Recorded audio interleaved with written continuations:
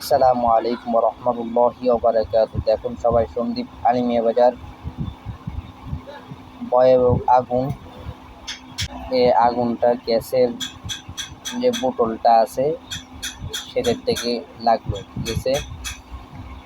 সবাই ভিডিওটা বেশি বেশি করে শেয়ার করবেন। আহা, এটা একটা কিয়ামতের আলামত। কিয়ামত অতি শীঘ্রই শুরু হবে।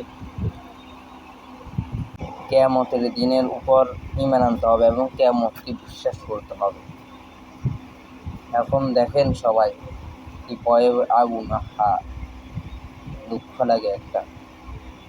সোনার সন্দীপ যদি এরকম হয়। আল্লাহ হাফেজ। 2 তারিখ রইল ভিডিও আজকের।